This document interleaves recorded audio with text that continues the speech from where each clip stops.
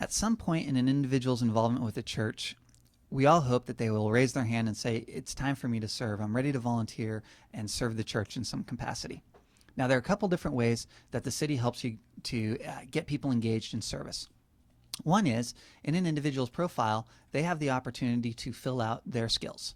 So if I look at the profile here for Quincy, I can see that Quincy has said that we have the skill in art and AV video production. Quincy happens to be a doctor and a nurse, which is great. And this list here of skills is totally customizable by the church. So you get to decide whether or not you care if someone has AV integration and installation as a skill.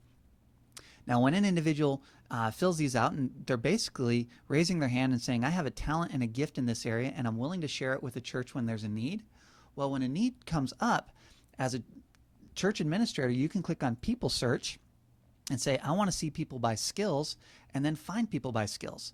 So let's say you have a new sermon series starting next month, and you want to get some artists in to help you design a backdrop for the altar area.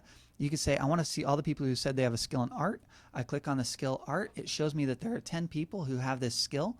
And now I can send a message directly to these folks by clicking on send a message. And these 10 people who've already raised their hand and said, I have a skill in art and I'm willing to share it when there's a need, you can send them an email and ask them to come and help. That means that you don't have to put an announcement in the bulletin where you're competing with every single ministry in the church who wants to get an announcement in the bulletin. You're not taking time out of the worship service. You're able to directly target communications to the folks that you know are talented and gifted in the area where you need help. Now, another way that you can get people connected to service opportunities is if someone wants to be a little bit more proactive. So as a user of the city, if I click on growth, I can say, I'm looking for a service opportunity. I click on service opportunities, and this will show me the list of service opportunities that the church has promoted and said, hey, we need help in these areas. Now you can see that the counseling office assistant and the Sunday ushers needed. These are in bold lettering, and they're bigger than the rest. That is because these are featured service opportunities.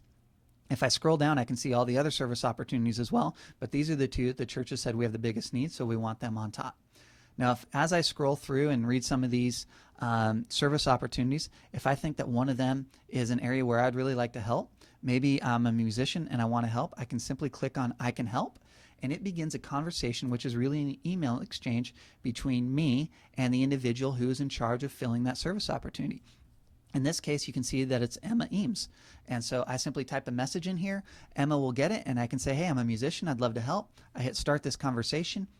And now Emma and I can dialogue back and forth about getting connected to that service opportunity. And of course, like other conversations, if I want to add a file, maybe I wanted to add an MP3 of some of the music I've done in the past, I could click on add a file and do that, upload that MP3 so that Emma could hear it.